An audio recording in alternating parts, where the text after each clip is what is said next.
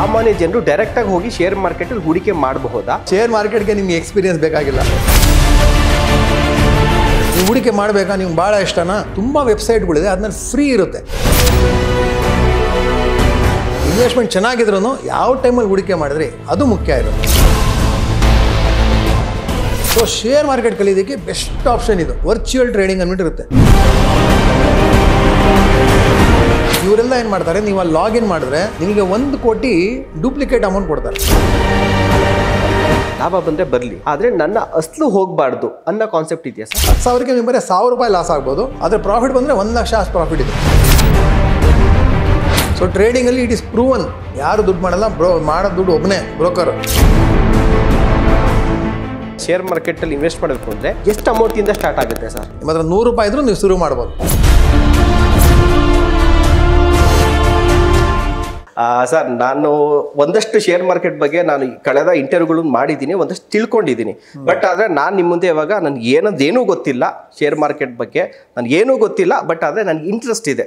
So ಆ ರೀತಿಯಾಗಿ ಕೂತ್ಕೊಂಡೆ ನಾನು ಪ್ರಶ್ನೆಗಳನ್ನ ಕೇಳ್ತಾ ಇದ್ದೀನಿ. ಮೊದಲಿಗೆ ಈ ಶೇರ್ ಮಾರ್ಕೆಟ್ ಅಂದರೆ ಒಂಥರ ಜೂಜಾಟ ಇದ್ದಾಗೆ. ಹಳ್ಳಿಗಳ ಕಡೆ ಈಗಲೂ ಕೂಡ ಕೆಲವು ವಿದ್ಯಾವಂತರಿಗೂ ಕೂಡ ಅಷ್ಟೇ, ದುಡ್ಡು ಹಾಕ್ಬೋದು, ಬಂದರೆ ಬರುತ್ತೆ, ಇಲ್ಲಾಂದ್ರೆ ಹೋಗ್ಬಿಡುತ್ತೆ ಅನ್ನುವಂಥದ್ದು ಇದೆ. ಶೇರ್ ಮಾರ್ಕೆಟ್ ಅಂದರೆ ಏನು ಸರ್? ಸೊ ಇವಾಗ ನೀವು ಒಂದು ವ್ಯಾಪಾರ ಮಾಡಬೇಕು.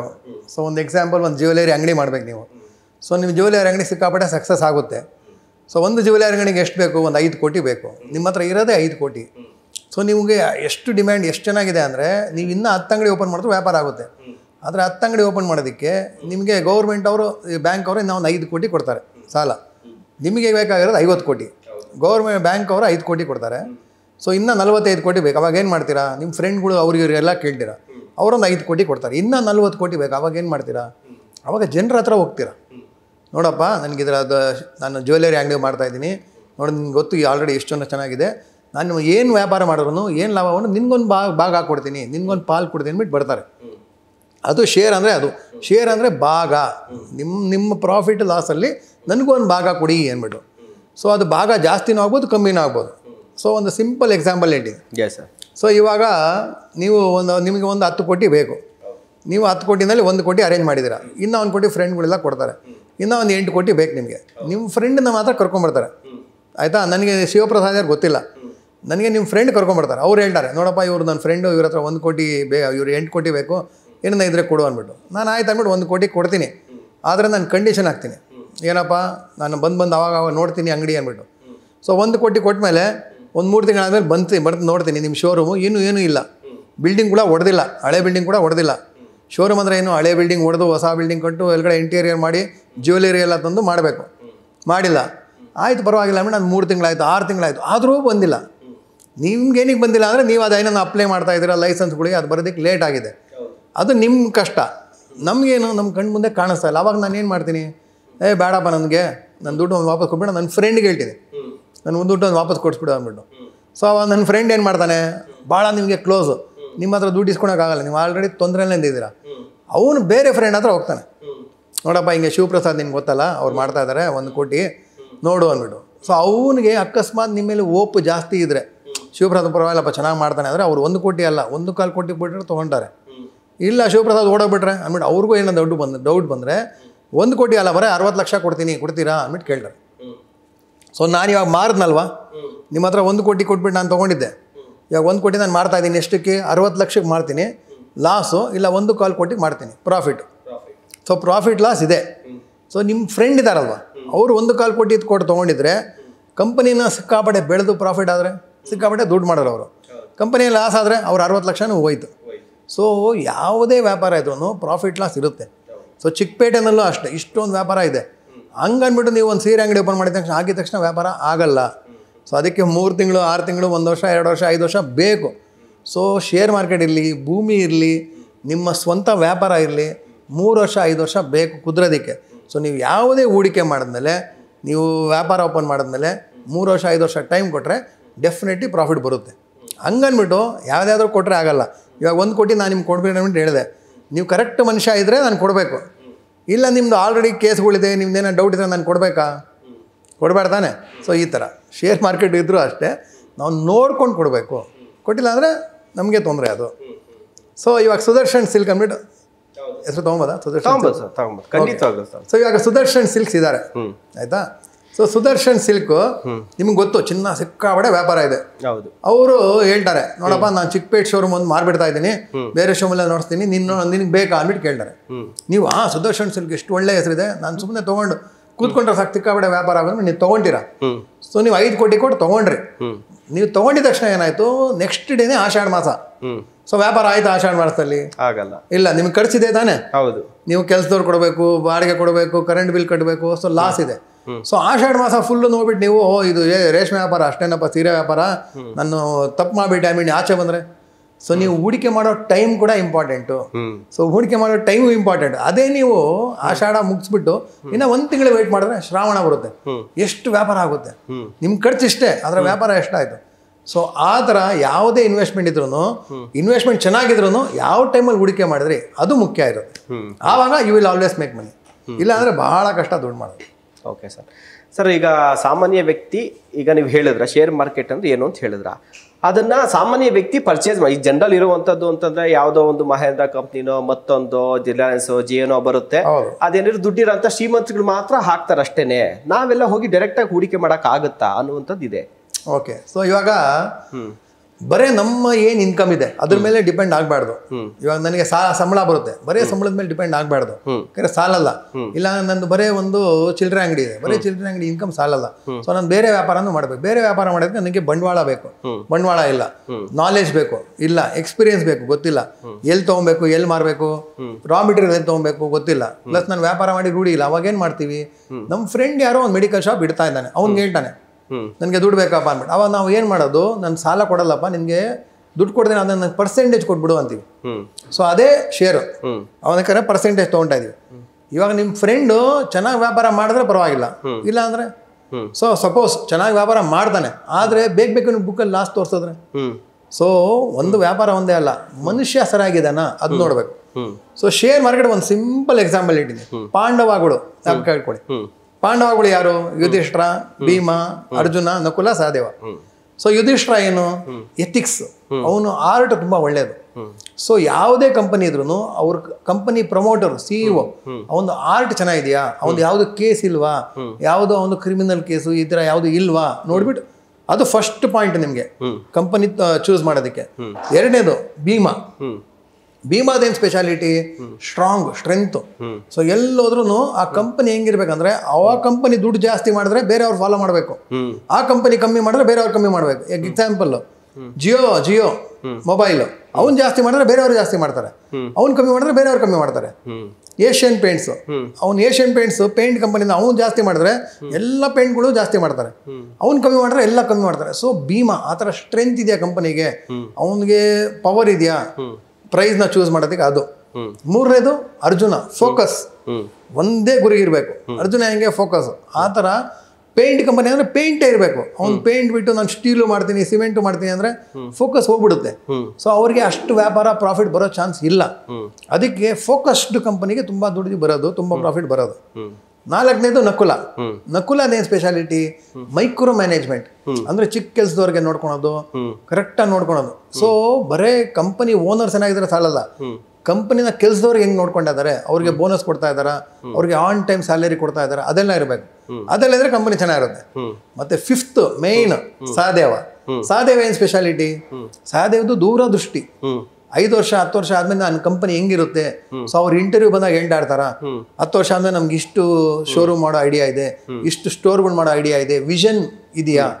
ಸೊ ಇದು 5 ನೋಡಿದ್ರೆ ನಿಮಗೆ ಗೊತ್ತಾಗುತ್ತೆ ಈ ಕಂಪನಿ ನಾನು ಹೂಡಿಕೆ ಮಾಡಬೇಕಾ ಬೇಡವಾ ಅಂದ್ಬಿಟ್ಟು. ಸೊ ಇದು ಸುಮಾರು ಸ್ಟೆಪ್ಸ್ ಇದೆ, ಅದರಲ್ಲಿ this is the main pillar step. ಈ ಪಾಂಡವಾಸ್ನ ಜ್ಞಾಪಕ ಇಟ್ಕೊಳ್ಳಿ. ಜ್ಞಾಪಕ ಇಟ್ಕೊಂಡು ನೀವು ಮಾಡಿದ್ರೆ ಆಟೋಮೆಟಿಕ್ ನಿಮಗೆ ಒಳ್ಳೆ ಕಂಪನಿ ಸಿಕ್ಬಿಡುತ್ತೆ. ಅದನ್ನಲ್ಲಿ ಬೇಕಾದ್ರೆ ಮತ್ತೆ ಫಿಲ್ಟರ್ ಮಾಡ್ಕೊಂಡು ನೀವು ಹೂಡಿಕೆ ಮಾಡ್ಬೋದು. ಓಕೆ ಸರ್, ಈಗ ಒಂದು ಗೊತ್ತಾಯ್ತು ಶೇರ್ ಮಾರ್ಕೆಟ್ ಹೇಗೆ ಅನ್ನುವಂಥದ್ದು. ಸಾಮಾನ್ಯ ಜನರು ಡೈರೆಕ್ಟಾಗಿ ಹೋಗಿ ಶೇರ್ ಮಾರ್ಕೆಟಲ್ಲಿ ಹೂಡಿಕೆ ಮಾಡಬಹುದಾ?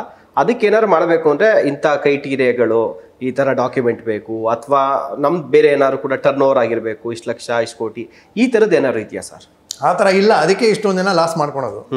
ಸೊ ಶೇರ್ ಮಾರ್ಕೆಟ್ಗೆ ನಿಮ್ಗೆ ಎಕ್ಸ್ಪೀರಿಯನ್ಸ್ ಬೇಕಾಗಿಲ್ಲ, ಏನು ಬೇಕಾಗಿಲ್ಲ. ಇನ್ಫ್ಯಾಕ್ಟು F&O ಅಂದ್ಬಿಟ್ಟಿದೆ, ಫ್ಯೂಚರ್ಸ್ ಅಂದ್ಬಿಟ್ಟಿದೆ. ಅದನ್ನ ನೀವು 10,000 20,000 ಹಾಕಿದ್ರೆ ನಿಮ್ಗೆ 5 ಲಕ್ಷ ಅಷ್ಟು ವ್ಯಾಪಾರ ಮಾಡ್ಬೋದು ನೀವು. ಸೊ 10 ಲಕ್ಷ ಆಗ್ಬಿಟ್ಟು ನೀವು 5 ಲಕ್ಷ ವ್ಯಾಪಾರ ಮಾಡಕ್ಕೆ ಹೋದ್ರೆ ಏನಾಗುತ್ತೆ, ನಿಮಗೆ ಅಕಸ್ಮಾತ್ ಲಾಸ್ ಆದರೆ 4,90,000 ಲಾಸ್ ಆಗುತ್ತೆ. ಸೊ ಅದಕ್ಕೆಲ್ಲ ಸಿಕ್ಕಾಪಟ್ಟೆ ನಾಲೆಜ್ ಬೇಕು. ಸೊ ನಾವು ಶೇರ್ ಮಾರ್ಕೆಟ್ ನಾರ್ಮಲಿ ನಾವು ಟಿವಿನ ನೋಡಿದಾಗ ಈ CNBC ಇರಲಿ, ET ಇರಲಿ, ಜಿ ನೋಡಿ, ಅದನ್ನ ನೀವು ನೋಡಿರಬೇಕು. ಬ್ರೋಕರ್ಗಳು ಅಂತ ಬರ್ತಾ ಇರ್ತಾರೆ, ಹೇಳ್ತಾ ಇರ್ತಾರೆ ತಗೊಳ್ಳಿ ಮಾರಿ ಅಂದ್ಬಿಟ್ಟು. ಯಾಕಂದ್ರೆ ನೀವು ತಗೊಂಡಾಗ ಬ್ರೋಕರ್ಗೆ ದುಡ್ಡು ಬರುತ್ತೆ, ಮಾರಿದಾಗ ದುಡ್ಡು ಬರುತ್ತೆ. ಸೊ ಬ್ರೋಕರ್ಗೆ ನೀವು ಎಷ್ಟು ವ್ಯಾಪಾರ ಮಾಡ್ತೀರೋ ಅಷ್ಟು ದುಡ್ಡು ಬರುತ್ತೆ. ಅದೇ ನೀವು ತೊಗೊಂಡು ಹಿಡ್ಕೊಂಡ್ಬಿಟ್ಟು ಮಾರೇ ಇಲ್ಲ ಅಂದರೆ ಅವನಿಗೆ ಬರಲ್ಲ. ಸೊ ಅವ್ರು ಫೋರ್ಸ್ ಮಾಡ್ತಾರೆ. ಸೊ ಅದಕ್ಕೆ ಈ ಟಿವಿನಲ್ಲಿ ಬರೋರು ಮತ್ತೆ ಇನ್ಫ್ಲೂಯೆನ್ಸರ್ಸು, ಈ ಯೂಟ್ಯೂಬಲ್ಲಿ ಚಾನೆಲ್ಗಳು ಅವರೆಲ್ಲ ನಿಮಗೆ ಫೋರ್ಸ್ ಮಾಡ್ತಾರೆ, ಇದು ತಗೊಳ್ಳಿ, ಇದು ಮಾರಿ, ಬೆಳಿಗ್ಗೆ ತಗೊಂಡು ಮಧ್ಯಾಹ್ನ ಮಾರಿ. ಸೊ ಇದಕ್ಕೆ ಫ್ಯೂಚರ್ಸ್ ಆ್ಯಂಡ್ ಆಪ್ಷನ್ಸ್ ಅನ್ನೋದು. ಸೊ ಇಂಥದ್ರಲ್ಲಿ ಮಾಡ್ತಾರಲ್ಲ ಅದ್ರಲ್ಲಿ ಲಾಸ್ ಆಗೋದು. ಸೊ ನಿಮಗೆ ಅದ್ರಲ್ಲಿ ದುಡ್ಡು ಮಾಡಲ್ವಾ? 100 ಜನದಲ್ಲಿ 2 ಜನ 3 ಜನ ದುಡ್ಡು ಮಾಡ್ತಾರೆ. ಸೊ ನಾವು ಬರೀ ದುಡ್ಡು ಮಾಡಿರೋ ತೋರಿಸ್ಬೋದು ನೀವು, ಇವ್ರು ದುಡ್ಡು ಮಾಡಿದಾರಲ್ಲ ಅಂದ್ಬಿಟ್ಟು. ಸೊ ಯಾವಾಗ ನೋಡ್ಕೊಳ್ಳಿ, ಜ್ಞಾಪಕ ಇಟ್ಕೊಳ್ಳಿ, ಎಷ್ಟು ಜನ ಹೂಡಿಕೆ ಮಾಡಿದ್ದಾರೆ, ಎಷ್ಟು ಜನ ದುಡ್ಡು ಮಾಡಿದ್ದಾರೆ, ಅದು ನೋಡ್ಬೇಕು ನಾವು. ಎಷ್ಟು ಜನ ಕಿತ್ನೆ ಲೋಗನೆ ನಿವೇಶ್ ಕಿಯಾ, ಕಿತ್ನೆ ಲೋಗನೆ ನಿಕಾಲ, ಎಷ್ಟು how many people invested, how many took out, that is important. Percentage wise ಜಾಸ್ತಿ ಇದ್ರೆ ನಿಮಗೂ ಪರ್ಸೆಂಟೇಜ್ ಜಾಸ್ತಿ ಬರುತ್ತೆ. ಇಲ್ಲ ನಲ್ಲಿ 10 ಜನ ಬರೀ 100 ಜನದಲ್ಲಿ ಬರೀ ಇಬ್ಬರೇ ಅಂದರೆ ದಟ್ ಮೀನ್ಸ್ ಅಟ್ ಡೇಂಜರ್, ನೀವು ಅಲ್ಲಿ ಹೋಗ್ಬಾರ್ದಲ್ಲಿ. So futures and opposite share ಇಲ್ಲಿ ನೀವು ಹೂಡಿಕೆ ಮಾಡಬೇಕಾ, ನಿಮ್ಗೆ ಭಾಳ ಇಷ್ಟನಾ, ತುಂಬ ವೆಬ್ಸೈಟ್ಗಳಿದೆ, ಅದನ್ನ ಫ್ರೀ ಇರುತ್ತೆ. ಸೊ Money Control ಮತ್ತೆ ಡಲ್ಲಾ ಸ್ಟ್ರೀಟ್ ಇವರೆಲ್ಲ ಏನು ಮಾಡ್ತಾರೆ, ನೀವು ಅಲ್ಲಿ ಲಾಗಿನ್ ಮಾಡಿದ್ರೆ ನಿಮಗೆ 1 ಕೋಟಿ ಡೂಪ್ಲಿಕೇಟ್ ಅಮೌಂಟ್ ಕೊಡ್ತಾರೆ. ಆದರೆ ನೀವು ರಿಯಲ್ ಶೇರ್ ಟ್ರೇಡ್ ವ್ಯಾಪಾರ ಮಾಡ್ಬೋದು. ಸೊ ಅವ್ರ ದುಡ್ಡಲ್ಲಿ ನೀವು ಶೇರ್ ವ್ಯಾಪಾರ ಮಾಡಿ ನೀವು ಶೇರ್ ಕಲಿತೀರಾ. ಅದು ರಿಯಲ್ ಶೇರ್ಸು ರಿಯಲ್ ಟೈಮಲ್ಲಿ ಇರುತ್ತೆ. ಸೊ ಶೇರ್ ಮಾರ್ಕೆಟ್ ಕಲಿಯೋದಕ್ಕೆ ಬೆಸ್ಟ್ ಆಪ್ಷನ್ ಇದು. ವರ್ಚುವಲ್ ಟ್ರೇಡಿಂಗ್ ಅಂದ್ಬಿಟ್ಟು ಇರುತ್ತೆ. ಅದು ಮಾಡಿಬಿಟ್ಟು ನೀವು ಕಲೀರಿ. ಅಲ್ಲಿ 1 ತಿಂಗಳು 3 ತಿಂಗಳು ಮಾಡಿ, ಅವಾಗ ನಿಮಗೆ ಗೊತ್ತಾಗುತ್ತೆ ನಿಮ್ಗೆ ಅದು ಕೆಪಾಸಿಟಿ ಇದೆಯಾ ಇಲ್ಲ ಅಂದ್ಬಿಟ್ಟು. ಕೆಪಾಸಿಟಿ ಇದ್ರೆ ಎಸ್ ಗೋ ಅಹೆಡ್. ಇಲ್ಲ ಅಂದರೆ ನಾರ್ಮಲ್ ಆಗಿ ಒಂದು ಮ್ಯೂಚುವಲ್ ಫಂಡ್ ಇದೆ, ಸೊ ಮ್ಯೂಚುವಲ್ ಫಂಡ್ ಬಂದ್ಬಿಡಿ. ಮ್ಯೂಚುವಲ್ ಫಂಡಲ್ಲಿ ಶೇರ್ ಮಾರ್ಕೆಟ್ಗಿಂತ ಜಾಸ್ತಿನೇ ಕೊಡುತ್ತೆ ದುಡ್ಡು, ನಿಮ್ಗೆ ಟೆನ್ಷನ್ ಇಲ್ಲ, ಆರಾಮಾಗಿ ನೀವು ಜೀವನ ಮಾಡ್ಬೋದು. ಓಕೆ ಸರ್, ಈಗ mutual fund first share market full complete ಮುಗಿಸ್ಬೋಣ ಸರ್. ಈಗ ಶೇರ್ ಮಾರ್ಕೆಟಲ್ಲಿ ನಾನು ಇನ್ವೆಸ್ಟ್ ಮಾಡ್ತೀನಿ, ನನಗೆ ಲಾಭ ಬರಲಿಲ್ಲ ಅಂದ್ರೂ ಪರವಾಗಿಲ್ಲ, ಲಾಭ ಬಂದರೆ ಬರಲಿ, ಆದರೆ ನನ್ನ ಅಸ್ಲು ಹೋಗಬಾರ್ದು ಅನ್ನೋ ಕಾನ್ಸೆಪ್ಟ್ ಇದೆಯಾ ಸರ್? ಇದೆ. ಸೊ ಫ್ಯೂಚರ್ಸ್ ಆ್ಯಂಡ್ ಆಪ್ಷನ್ಸ್ ಅಲ್ಲಿ ಇದೆ. ಸೊ ಅದರಲ್ಲಿ ಏನಾಗುತ್ತೆ, ಸಮ್ ಇನ್ವೆಸ್ಟ್ಮೆಂಟ್ಸ್ ಆರ್ ದೇರ್. ನೀವು ಇನ್ವೆಸ್ಟ್ ಮಾಡಿಬಿಟ್ರೆ ಒಂದು 10,000 ಇನ್ವೆಸ್ಟ್ ಮಾಡಿದ್ರೆ ನಿಮ್ಗೆ 10,000ಕ್ಕೆ ಲಾಸ್ ಝೀರೋ ಲಾಸ್ ಅನ್ನೋದು ಇಲ್ವೇ ಇಲ್ಲ, ಇದೆ. ಬಟ್ ಕಮ್ಮಿ ಲಾಸ್ ಇದೆ. 10,000ಕ್ಕೆ ನೀವು ಬರೀ 1,000 ರೂಪಾಯಿ ಲಾಸ್ ಆಗ್ಬೋದು, ಆದರೆ ಪ್ರಾಫಿಟ್ ಬಂದರೆ 1 ಲಕ್ಷ ಅಷ್ಟು ಪ್ರಾಫಿಟ್ ಇದೆ. ಅಂಥದ್ದಿದೆ. ಅದನ್ನ ಯಾರು ಮಾಡಲ್ಲ, ಯಾಕಂದ್ರೆ ಪ್ರಾಫಿಟ್ ಭಾಳ ಕಮ್ಮಿ ಅಲ್ವಾ. ಬರೀ 10 ಟೈಮು ಸಾಲಲ್ಲ ಜನರಿಗೆ ದುಡ್ಡು ಜಾಸ್ತಿ ಮಾಡಬೇಕು. ಈಗ ಎಕ್ಸಾಂಪಲ್ ನಾನೇನು ಹೇಳಿದೆ, mutual fund is the easiest way to make money. ಆದ್ರೂ ಇಂಡಿಯಾದಲ್ಲೆಲ್ಲ ಬರೀ 6 ಕೋಟಿ ಜನ ಮಾತ್ರ ಮ್ಯೂಚುವಲ್ ಫಂಡ್ ಅಲ್ಲಿ ಇರೋದು. ಅದೇ ಡ್ರೀಮ್ 11 ನಮ್ಮ ಕ್ರಿಕೆಟ್ IPL 31 ಕೋಟಿ ಇದ್ದಾರೆ. ಸೊ ಡ್ರೀಮ್ 11 ಎಷ್ಟು ಜನ ದುಡ್ಡು ಮಾಡ್ತಾರೆ, ಪ್ರೂಫೇ ಇಲ್ಲ ದುಡ್ಡು ಮಾಡಿರೋದು. ಆದ್ರೆ ಮ್ಯೂಚುವಲ್ ಫಂಡ್ ಎಷ್ಟು ಜನ ದುಡ್ಡು ಮಾಡಿದ್ದಾರೆ ಗೊತ್ತು ನಮ್ಗೆ, 100ರಲ್ಲಿ 99 ಜನ ದುಡ್ಡು ಮಾಡಿದ್ದಾರೆ. ಆದ್ರೂ ಬೇಡ, ಜನರಿಗೆ ಬೋರಿಂಗ್ ಬೇಕಾಗಿಲ್ಲ, ಥ್ರಿಲ್ ಬೇಕು, ಎಕ್ಸೈಟ್ಮೆಂಟ್ ಬೇಕು. ಸೊ ನೀವ್ ಹೇಳೋರಲ್ವಾ ದುಡ್ಡೇ ಲಾಸ್ ಆಗಲ್ಲ, ಆ ಥರದ್ದಿದೆ. ಬಟ್ ಅದ್ರಲ್ಲಿ ಥ್ರಿಲ್ ಸಿಗಲ್ಲ, ಅದಕ್ಕೆ ಜನರು ಮಾಡಲ್ಲ ಅದು. But actually that was one of the best ways to invest. So arbitrage ಅಂದ್ಬಿಟ್ಟಿರುತ್ತೆ. ಸೊ ಕ್ಯಾಶ್ ಮಾರ್ಕೆಟ್, ಕ್ಯಾಶ್ ಅಂದ್ರೆ ಏನು, ಇವಾಗಲೇ ಬ್ರೋಕರ್ ದುಡ್ಡು ಕೊಡಬೇಕು. ಸೊ ಸಪೋಸ್ ಎಕ್ಸಾಂಪಲ್ ನೀವು ITC ಶೇರ್ ತಗೊಂಡ್ರೆ 400 ರೂಪಾಯಿ ಇದೆ. ಸೊ ಕ್ಯಾಶ್ ಮಾರ್ಕೆಟ್ 400 ರೂಪಾಯಿ ನೀವು ಕೊಟ್ಟು ತಗೊಂಡ್ರೆ 1,000 ಶೇರ್ ತಗೊಂಡ್ರೆ, ಸೊ ಇವಾಗ ಮೇ ತಿಂಗಳು ನಡೀತಾ ಇದೆ, ಜೂನ್ ನಲ್ಲಿ ನೀವು ಮಾರ್ಬೋದು. ಇವಾಗಲೇ ಜೂನ್ ಶೇರ್ನ ಮಾರ್ಬೋದು ಈಗಲೇ. ಸೊ ಜೂನ್ ನಲ್ಲಿ 405 ರೂಪಾಯಿ ಹೋಗ್ತಾ ಇದ್ರೆ ನೀವು ಮಾರ್ಬೋದು. ಸೊ ನಿಮ್ಗೆ 5 ರೂಪಾಯಿ ಲಾಭ ಗ್ಯಾರಂಟಿ ಬಂತಾನೆ. ಸೊ ಸಪೋಸ್ 405 ಇರೋದು ಕಮ್ಮಿ ಆದ್ರೆ ನಿಮ್ಗೆ ಪ್ರಾಫಿಟ್. ಇಲ್ಲ 405 ಜಾಸ್ತಿ ಆಗ್ಬಿಟ್ರೆ ನಿಮ್ಮ ಹತ್ರ ಇರೋ ಶೇರ್ ಕೊಟ್ಬಿಡಿ. So either way are making profit. But ಸುಮಾರು ಜನ ಮಾಡಲ್ಲ, ಯಾಕೆ, ಅದ್ರಲ್ಲಿ ಪ್ರಾಫಿಟ್ ಕಮ್ಮಿ. ಬಟ್ ಈ ತರ ಇದೆ. ಸೊ ಇದನ್ನೆಲ್ಲ ನಿಮ್ಗೆ ಗ್ಯಾರಂಟಿ ಪ್ರಾಫಿಟ್ ಇದೆ, ಮಾಡ್ಬೋದು ನೀವು. But many people don't do, ಯಾಕಂದ್ರೆ ಅದ್ರಲ್ಲಿ ಥ್ರಿಲ್ ಸಿಗಲ್ಲ, ಸಾಲಲ್ಲ ಅವ್ರಿಗೆ. ಸೊ ಜಾಸ್ತಿ ಬೇಕಂತ. ಓಕೆ ಸರ್, ಈಗ ಶೇರ್ ಮಾರ್ಕೆಟಲ್ಲಿ ಹೂಡಿಕೆ ಮಾಡಿದಾಗ ನಮಗೆ ಕನ್ಸಿಸ್ಟೆನ್ಸಿ, ತಾಳ್ಮೆ ಅನ್ನೋದು ಎಷ್ಟು important sir? Most important share market ಅಲ್ಲಿ ತಾಳ್ಮೆನೆ, ಕನ್ಸಿಸ್ಟೆನ್ಸಿನೇ. ಸೊ ಈಗ ಕೆಲವರು ಬೆಳಗ್ಗೆ ತಗೊಂತಾರೆ, 3 ಗಂಟೆ ಅಷ್ಟರಲ್ಲಿ ಮಾರ್ಬಿಡೋದು, 20 ರೂಪಾಯಿ 30 ರೂಪಾಯಿ ಬಂತು ಅಂತ, ಅದು ಒಳ್ಳೇದಾ ಅಥವಾ ಲಾಂಗ್ ಟರ್ಮ್ ಬಿಟ್ಕೊಂಡು ಹೋಗೋದು ಒಳ್ಳೇದಾ ಸರ್? ಸೊ ಶೇರ್ ಮಾರ್ಕೆಟ್ ಹೆಂಗ್ ದುಡ್ಡು ಕೊಡುತ್ತೆ ಅದು ಮುಖ್ಯ. ಸೊ ಶೇರ್ ಮಾರ್ಕೆಟ್ ಏನು, ಶೇರ್ ಬೆಳಿಬೇಕು. ಶೇರ್ ಯಾವಾಗ ಬೆಳೆಯುತ್ತೆ, ಕಂಪನಿ ಪ್ರಾಫಿಟ್ ದುಡ್ಡು ಮಾಡ್ತಾ ಬೆಳೆಯುತ್ತೆ. So company profit every day ಅಷ್ಟೊಂದು ಪ್ರಾಫಿಟ್ ಮಾಡ್ಬಿಡುತ್ತಾ? ಕಂಪನಿದು ಸುಮಾರು ಲಾಸ್ ಆಗುತ್ತಾನೆ. ಏಷ್ಯನ್ ಪೇಂಟ್ಸೇ ಇರಲಿ, ITCನೇ ಇರಲಿ, ಒಂದೊಂದು ತಿಂಗಳು ಲಾಸೇ ಇರುತ್ತಾನೆ. ಸೊ ಆ ಥರ ನೀವು ಅಬ್ಸರ್ವ್ ಮಾಡಿ ನೋಡಿದ್ರೆ ಕಂಪನಿ ಜೊತೆ ನಾವು ಬೆಳ್ಕೊಂಡು ಹೋದ್ರೆ ಗ್ಯಾರಂಟಿ ದುಡ್ಡು ಮಾಡ್ತೀವಿ. ನಾವು ಬೆಳಿಗ್ಗೆ ತೊಗೊಂಡು ಮಧ್ಯಾಹ್ನ ಮಾಡ್ತೀವಿ ಅಂದರೆ ಬರೀ ಬ್ರೋಕರ್ ದುಡ್ಡು ಮಾಡ್ತಾರೆ. So that is called trading. So ನೀವು ಟ್ರೇಡಿಂಗ್ ಮಾಡಬಾರ್ದು. ಟ್ರೇಡಿಂಗಲ್ಲಿ ನೀವು ಜಗತ್ತಲ್ಲಿ 100 ಜನದ್ದು ರಿಚೆಸ್ಟ್ ಪರ್ಸನ್ ಲಿಸ್ಟ್ ತಗೊಳ್ಳಿ. ಜಗತ್ತಲ್ಲಿ ಕರ್ನಾಟಕ ಇರಲಿ, ಇಂಡಿಯಾ ಇರಲಿ, ಸೌತ್ ಇಂಡಿಯಾ ಇರಲಿ, ಏಷ್ಯಾ ಇರಲಿ, ಅಮೇರಿಕಾ ಇರಲಿ, ವರ್ಲ್ಡಲ್ಲಿ ಎಲ್ಲನೂ ತಗೊಳ್ಳಿ. ನಿಮಗೆ ಶೇರ್ ಮಾರ್ಕೆಟಲ್ಲಿ ಫಂಡಮೆಂಟಲ್ ನಾನು ತೊಗೊಂಡು ಕಂಪನಿ ಜೊತೆ ಬೆಳೆದಿದ್ದೆಲ್ಲ ದುಡ್ಡು ಮಾಡಿರೋ ಸಿಕ್ಕಾಪಟ್ಟೆ ಸಿಗ್ತಾರೆ. ಆದರೆ ನಾನು ಬೆಳಿಗ್ಗೆ ತೊಗೊಂಡು ಮಾರಿದ್ದೀನಿ, ಒಬ್ಬರು ಕೂಡ ಸಿಗಲ್ಲ. ಒಂದು ಊರಲ್ಲೂ ಒಬ್ರು ಕೂಡ ಯಾವ ವರ್ಷನೂ ಸಿಗಲ್ಲ. ಸೊ ಟ್ರೇಡಿಂಗ್ ಅಲ್ಲಿ it is proven again and again. ಯಾರು ದುಡ್ಡು ಮಾಡಲ್ಲ, ಮಾಡೋ ದುಡ್ಡು ಒಬ್ಬನೇ ಬ್ರೋಕರ್. ಆದ್ರೆ ಜನರಿಗೆ ಅಟ್ರಾಕ್ಷನ್ ಇರ್ತಿರಲಿಲ್ಲ, ಅವ್ರು ಮಾಡ್ತಾರೆ. That should not be done. ನಾವು ಕಂಪನಿ ಜೊತೆ ಬೆಳಿಬೇಕು. ಕಂಪನಿ ಜೊತೆ ಬೆಳೆದಾಗ ಆಟೋಮೆಟಿಕ್ ದುಡ್ಡು ಮಾಡ್ತೀವಿ. ಸೊ ಒಂದು ಎಕ್ಸಾಂಪಲ್ ಹೇಳ್ತೀನಿ. 1980 1980ರಲ್ಲಿ ವಿಪ್ರೋ ಶೇರ್ ಬಂತು. ಸೊ ವಿಪ್ರೋದಲ್ಲಿ ಯಾರನ್ನ 10,000 ರೂಪಾಯಿ ಹೂಡಿಕೆ ಮಾಡಿದ್ರೆ, ಇವಾಗ 2025 45 ವರ್ಷ ಆಯ್ತಾ, ಎಷ್ಟಾಗಿರ್ಬೋದು? ಸೊ ನಾರ್ಮಲಿ ನಾನು ಇದು ಕೇಳಿದಾಗ ಜನರು ಲೆಕ್ಕ ಹಾಕೊಂಡಾರೆ, ಹಿಂಗೆ ಏನೇನೋ ಹೇಳ್ತಾರೆ. 10,000 ಇರೋದು 1 ಲಕ್ಷ, 1 ಕೋಟಿ, 2 ಕೋಟಿ, 5 ಕೋಟಿ ಈ ಥರ ಹೇಳ್ತಾರೆ. ಸೊ ನಾವು ನಾರ್ಮಲಿ ಏನು ಹೇಳ್ತೀವಿ, 5 ವರ್ಷಕ್ಕೆ ಡಬಲ್ ಆಗಬೇಕು. 5 ಇಯರ್ ಡಬಲ್ ಆದರೆ ಒಳ್ಳೆ ಇನ್ವೆಸ್ಟ್ಮೆಂಟ್ ಅದು ಆಯ್ತಾ. ಸೊ ನಾವು 5 ಇಯರ್ ಡಬಲ್ ಹಾಕೊಂಡೋನು you will get around 100 crores. ಆದರೆ ವಿಪ್ರೋ 10,000 ಬರೀ 10,000 ರೂಪಾಯಿ ಅಷ್ಟೇ. 10,000 ರೂಪಾಯಿ ಹೂಡಿಕೆ ಮಾಡಿದವರಿಗೆ ಇವಾಗ 632 ಕೋಟಿ ಆಗಿದೆ, 632 crores. ಸೊ ಅವ ಹೆಂಗ್ ದುಡ್ಡು ಆಯ್ತು? ಅದು ಯಾರು ತಗೊಂಡು ಹಿಡ್ಕೊಂಡಿದ್ರು ಅವರು ಇವಾಗ ಹಿಡ್ಕೊಂಡಿದ್ದಕ್ಕೆ ದುಡ್ಡು ಬಂದಿದೆ ಅಲ್ವಾ. ಅವ್ರು ತಗೊಂಡು ನಾನು ಮಾರ್ಬಿಟ್ಟು ಮತ್ತೆ ತಗೊಂಡ ಅಂದ್ಬಿಟ್ಟು ಅಸಲ್ ಕಂಪನಿ ರೇಟ್ ಮೇಲೆ ಹೋಗ್ಬಿಟ್ರೆ ತಗೊಳಲ್ಲ ಯಾರು, ಅಲ್ಲಿ ಲಾಸ್ ಆಗುತ್ತೆ. ಸೊ ಇನ್ಫೋಸಿಸ್ ಅಷ್ಟೇ 1991 ಬಂದಿದ್ದು. ಇನ್ಫೋಸಿಸ್ ನಮ್ಮ ಇಂಡಿಯಾದ ಬೆಂಗಳೂರದೆ 1991 ಬಂದಿದೆ. ಅದನ್ನೆಲ್ಲ 10,000 ರೂಪಾಯಿ ಯಾರನ್ನ ಹೂಡಿಕೆ ಮಾಡಿದ್ರೆ ಇವಾಗ 430 ಕೋಟಿ ಆಗಿದೆ. ಎಷ್ಟು ಬೆಳೀತು ನೋಡಿ. ಸೊ ಅಷ್ಟೊಂದು ದುಡ್ಡಿದ್ದಾಗ ನಾವೇನಿಗೆ ಬೆಳಿಬಾರ್ದು? ಸೊ ಸಾಹುಕಾರ ಆಗೋದಂತೂ ಗ್ಯಾರಂಟಿನೇ, ಖಚಿತಾನೆ. ನೀವು ಧನಿಕರಾಗೋದಂತೂ ಗ್ಯಾರಂಟಿನೇ, ಖಚಿತಾನೆ. ಆದರೆ ನೀವು ಕಂಪನಿ ಜೊತೆ ಇರಬೇಕು, ಬೆಳ್ಕೊಂಡೋದ್ರೆ you will make money. So ಇವಾಗ ಒಂದು ಟ್ವಿಸ್ಟ್ ಇದೆ. ಸೊ ಎಕ್ಸಾಂಪಲ್, ಸತ್ಯಂ ಕಂಪ್ಯೂಟರ್ಸ್ ಅಂದ್ಬಿಟ್ಟಿತ್ತು, ಅದು ಸಿಕ್ಕಾಪಟ್ಟೆ ದುಡ್ಡು ಹೋಯ್ತು. 6,000 ರೂಪಾಯಿ ಒಂದು ಶೇರ್, 10 ರೂಪಾಯಿ ಶೇರ್ 6,000 ರೂಪಾಯಿ ಹೋಯ್ತು. ಆದರೆ ವಿತಿನ್ 1 ಇಯರ್ 2008 ಏನೋ ಫ್ರಾಡ್ ಆಗಿ 10 ರೂಪಾಯಿ ಬಂದ್ಬಿಡ್ತು. 6,000 ರೂಪಾಯಿಂದ 10 ರೂಪಾಯಿ ಬಂದ್ಬಿಡ್ತು. ಈ ಥರದಾಗ ಲಾಸ್ ಆಗೋ ಚಾನ್ಸು ಇದೆ ತಾನೆ. ಅದಕ್ಕೋಸ್ಕರ ಏನು ಮಾಡಬೇಕು, ನೀವು ಯಾವುದೇ ಹೂಡಿಕೆ ಮಾಡಿದ್ರು ಒಂದು ಕಂಪನಿ ನೋಡ್ತಾನೆ ಇರಬೇಕು. ಎರಡನೇದು ಬೇರೆ ಬೇರೆ ಕಂಪನಿಗಳಲ್ಲಿ ಆಗಬೇಕು, ಒಂದೇ ಕಂಪನಿನಲ್ಲಿ ಆಗಬಾರ್ದು. ಸೊ ಬೇರೆ ಬೇರೆ ಕಂಪನಿ ಆಗಿದ್ರೆ ಅಕಸ್ಮಾತ್ ಒಂದೆರಡು ಹೋದ್ರೂ still you will end up making money. ಮೂರನೇದು, ನನಗೆ ಗೊತ್ತಾಗಲ್ಲ ಕಂಪನಿ ಡೀಲ್ ಮಾಡೋಕ್ಕೆ ಗೊತ್ತಾಗಲ್ಲ, ಯಾವುದು ರಿಸರ್ಚ್ ಮಾಡೋಕ್ಕೆ ಗೊತ್ತಾಗಲ್ಲ ಅಂದರೆ there is always PMS, AIF, mutual funds ಇದ್ದೇ ಇದ್ದಾರೆ, ಅದ್ರಲ್ಲಿ ಹೂಡಿಕೆ ಮಾಡ್ಬೋದು. ಬಟ್ ಕಂಪನಿ ಜೊತೆ ನೀವು ಬೆಳಿಬೇಕಂದ್ರೆ, ಕಂಪನಿ ನೀವು ಅಷ್ಟೊಂದು ದುಡ್ಡು ಮಾಡಬೇಕಂದ್ರೆ you have to stay with the company, ಬೆಳಿಬೇಕು.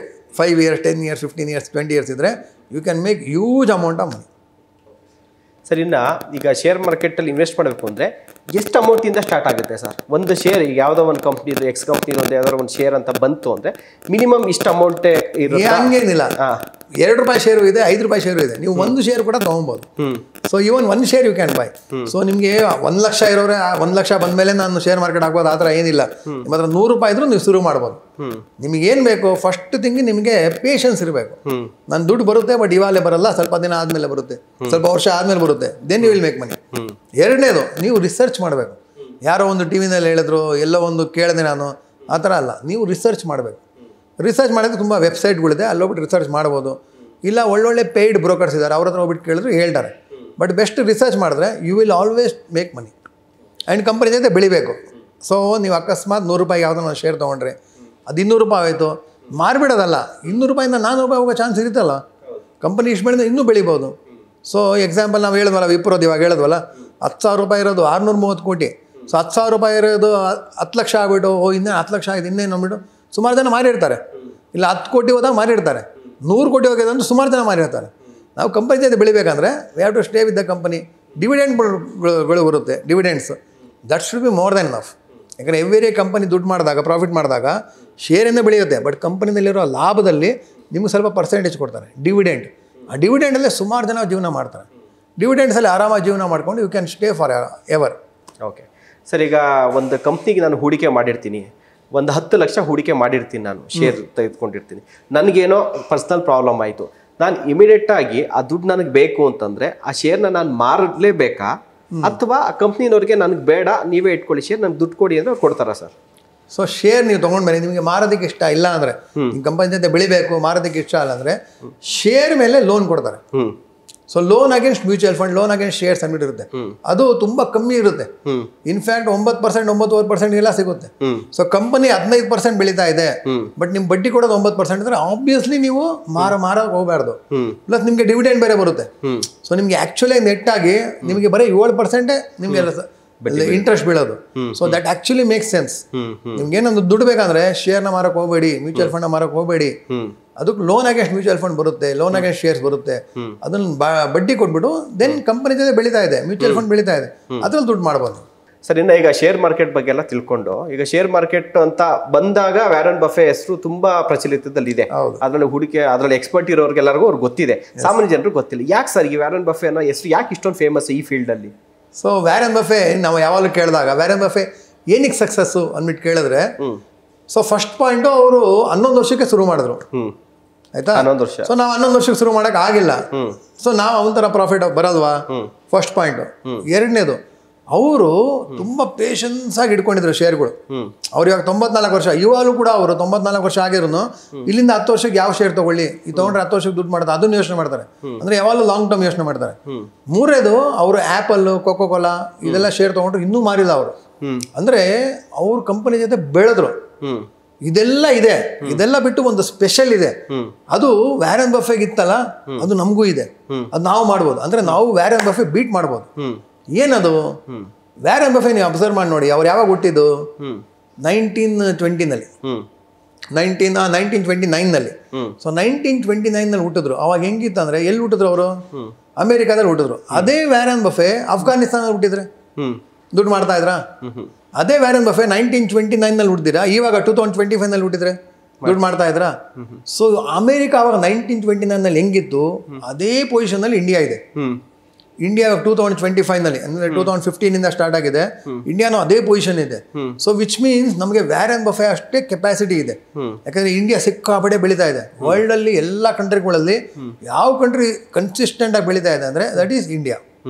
ಇನ್ಫ್ಯಾಕ್ಟ್ ಮೊನ್ನೆ ನೋಡಿರ್ಬೇಕು ನೀವು, ಜಪಾನ್ಗೂ ಬೀಟ್ ಮಾಡಿದೆ. ಸೊ ಕನ್ಸಿಸ್ಟೆಂಟ್ ಆಗಿ ಬೆಳೀತಾ ಇದೆ. ಪ್ಲಸ್ ಇಂಡಿಯಾನಲ್ಲಿ ಇರೋ population 50% of population is below 35.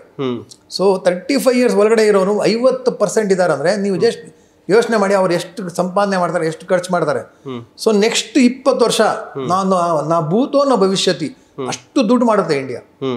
So ಅಷ್ಟು ದುಡ್ಡು ಮಾಡುತ್ತೆ ಇಂಡಿಯಾ ಅಂದ್ರೆ ನಾವು ನೀವು ಡೆಫಿನೆಟ್ ಆಗಿ ಮಾಡ್ತೀವಿ, ಮಾಡಲೇಬೇಕು. ಮಾಡಿದ ಅಂದ್ರೆ ನಮ್ಮ ಮುಂದೆ ನಮ್ಮ ಪೀಳಿಗೆಗಳು ಬೈತಾರೆ, ನಮ್ಮ ತಾತ ಇದ್ರು, ನಮ್ಮ ಅಜ್ಜ ಇದ್ರು, ಶೇರ್ ಮಾರ್ಕೆಟ್ ಅಷ್ಟೊಂದು ಬೆಳೀತಾ ಇತ್ತು, ಮ್ಯೂಚುವಲ್ ಫಂಡ್ ಅಷ್ಟೊಂದು ಆದ್ರೂ ಅವ್ರು ದುಡ್ಡು ಮಾಡಿಲ್ಲ ಅಂದ್ಬಿಟ್ಟು ಬೈತಾರೆ. ಸೊ ನಾವು ಅದು ಆಗ್ಬಾರ್ದು ಅಂದ್ರೆ ನಮ್ಗೆ ನಾವೇ ಸರಿ ಮಾಡ್ಕೊಬೇಕಂದ್ರೆ we have to come to stocks, we have to come to equity, we have to come to mutual fund. ಅದಕ್ಕಂದ್ರೆ ಅಷ್ಟು ದುಡ್ಡು ಬಂದೇ ಬರುತ್ತೆ. ನಾವು ಈಗ ಮಾಡಿಲ್ಲ ಅಂದ್ರೆ ನಾವು ಮೋಸ್ಟ್ ಇಗ್ನರೆಂಟ್ ಫೂಲ್ಸ್ ನಾವೇ.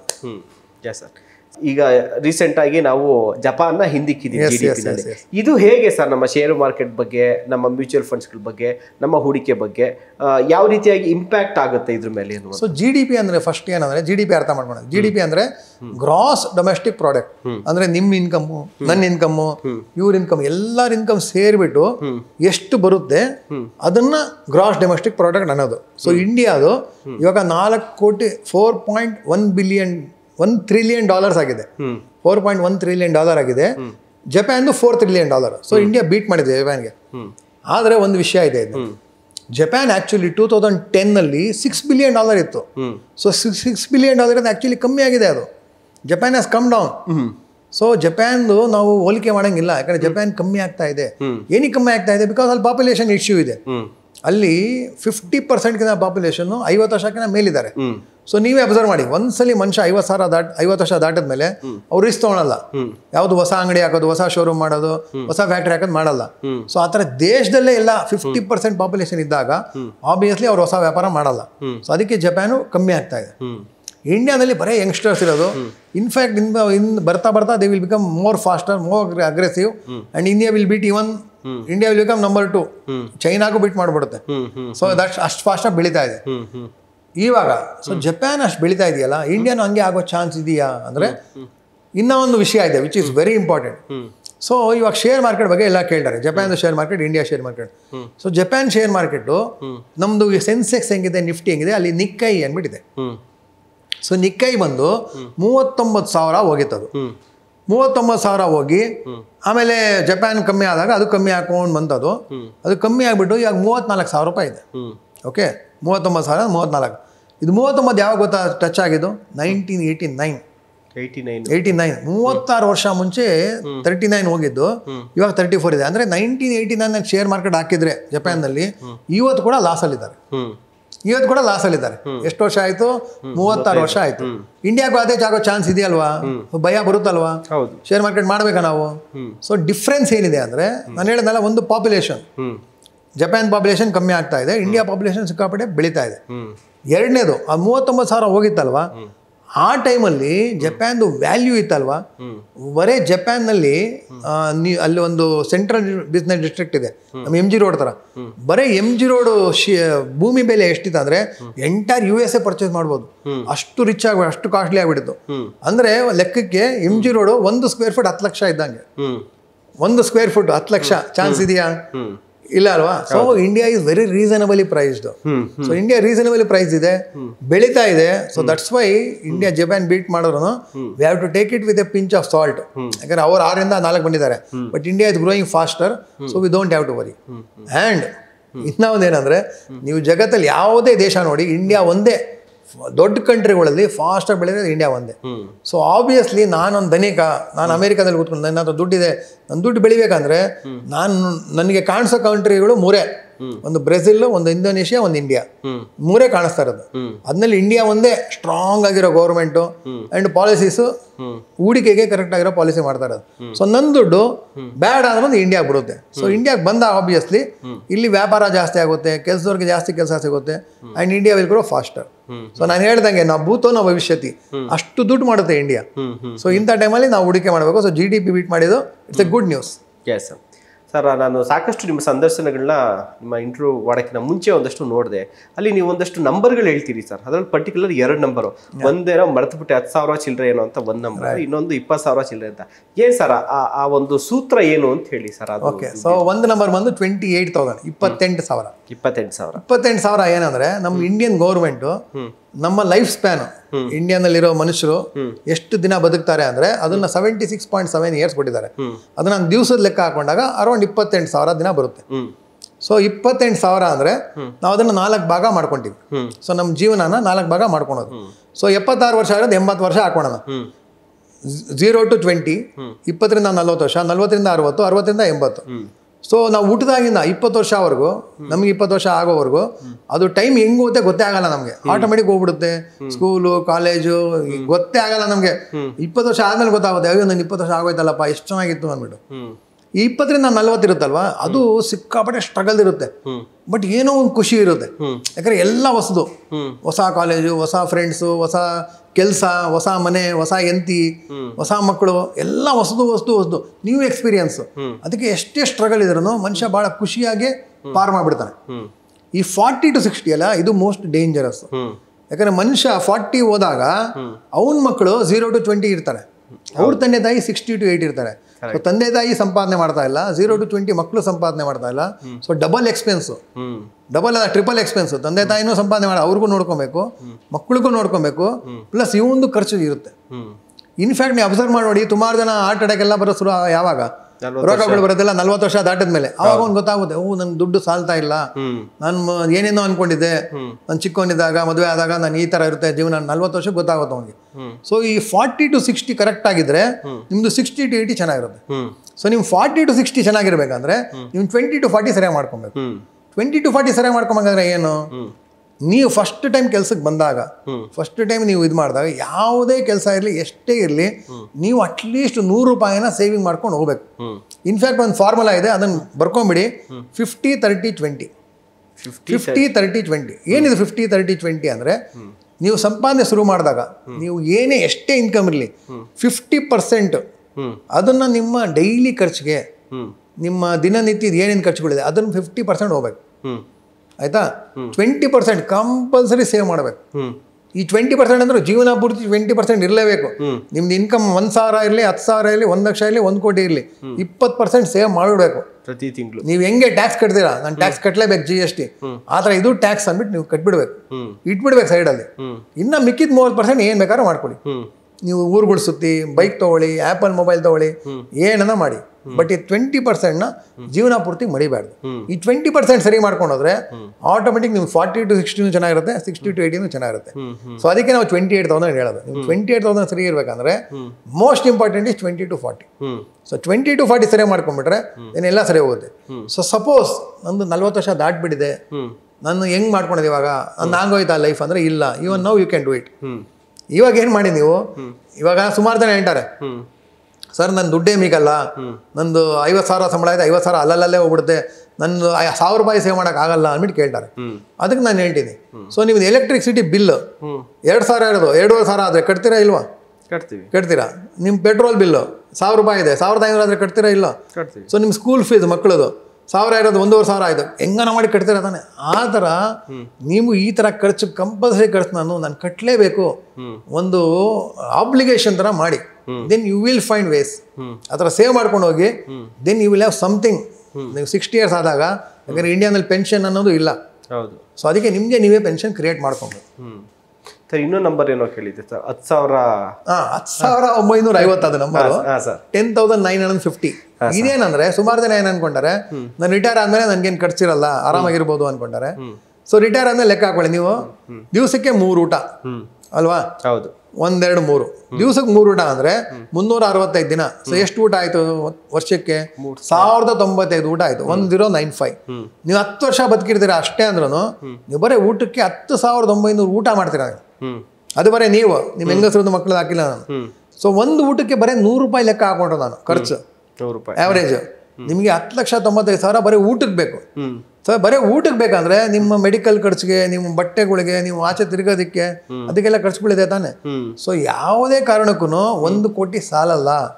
ಕ್ರೋರ್ಪತಿ ಕ ಸಮಾನ ಗಯಾ. ಸೊ 20 ವರ್ಷ ಮುಂಚೆ ಬಂದು ನಾನು ಲಖಪತಿ ಆಗ್ತೇನೆ ಅಂದ್ರೆ ಓಕೆ ಅಂತೀವಿ. ಇವಾಗಂದ್ರೆ ನಾನು ಲಖಪತಿ ಆಗ್ಬೇಕಂದ್ರೆ ನಗ್ತೀವಿ ತಾನೆ. ಹೌದು. ಆ ಥರ ಇಲ್ಲಿಂದ 5 yearsಗೆ 10 yearsಗೆ ಜನರು ನಗ್ತಾರೆ, ಕ್ರೋರ್ಪತಿ ಅಂತೆ ಅವನು, ಯಾವ ಮೂಲೆ ಅಂತಾರೆ. ಸೊ ಕ್ರೋರ್ಪತಿ ಅಲ್ಲ, ಇವಾಗೆಲ್ಲ ನಾವು ದಕ್ಷಪತಿ ಅಂತೀವಿ. ದಕ್ಷಪತಿ ಅಂದ್ರೆ 10 ಕೋಟಿ ಟಾರ್ಗೆಟ್ ಇಟ್ಕೊಬೇಕು. 10 ಕೋಟಿ ಟಾರ್ಗೆಟ್ ಮಾಡಿದ್ರೆ, ಸೊ ಅದಕ್ಕೊಂದು ಎಕ್ಸಾಂಪಲ್ ಇದೆ. ಸೊ ಈ ಆರೋ ಇದೆಯಲ್ಲ, ಆರೋದು ನೀವು ಹೋದಾಗ, ಕೋಚ್ ಹತ್ರ ಹೋದಾಗ, ಇದಕ್ಕೆ ಬುಲ್ ಸೈ ಅಂತೀವಿ, ರೌಂಡ್ ಇರುತ್ತೆ ಬುಲ್ ಸೈ, ಸೆಂಟ್ರಲ್ ಹೊಡಿಬೇಕು. ಸೊ ಕೋಚು ಸೆಂಟ್ರಲ್ ಹೊಡಿ ಹೇಳ್ಕೊಡಲ್ಲ, ಅವರು ಮೇಲ್ ಹೊಡಿ ಅಂತಾರೆ. ಯಾಕೆ ಮೇಲ್ ಹೊಡಿ ಅಂದ್ರೆ, ನೀವು ಫಸ್ಟ್ ಟೈಮ್ ತಾನೇ ಹೊಡಿಯುವಾಗ ಅಷ್ಟು ಸ್ಟ್ರೆಂತ್ ಇರಲ್ಲ, ಪ್ಲಸ್ ಗ್ರಾವಿಟಿ ಎಳೆದು ಬಿಡುತ್ತೆ. ಸೊ ಅವಾಗ ಇಲ್ಲಿ ಹೊಡಿಯಲ್ಲ, ಇಲ್ಲಿ ಹೊಡಿಯುತ್ತೆ. ಸೊ ಆ ಥರ ನೀವು 10 ಕೋಟಿ ಟಾರ್ಗೆಟ್ ಇಟ್ಕೊಂಡ್ರೆ ಅಟ್ಲೀಸ್ಟ್ 2-3 ಕೋಟಿಯನ್ನ ಮಾಡ್ತೀರಾ. ನೀವು ಬರೀ 1 ಕೋಟಿ ಟಾರ್ಗೆಟ್ ಇಟ್ಕೊಂಡ್ರೆ 1 ಕೋಟಿ ಮಾಡಲ್ಲ, ನೀವು 60-70 ಲಕ್ಷಕ್ಕೆ ಮುಗಿದ್ಬಿಡುತ್ತೆ. ಅದಕ್ಕೆ ಟಾರ್ಗೆಟ್ ಜಾಸ್ತಿ ಇಟ್ಕೊಳ್ಳಿ, ಟಾರ್ಗೆಟ್ ಜಾಸ್ತಿ ಇಟ್ಕೊಂಡು ಮಾಡಿ, then you will achieve something in life.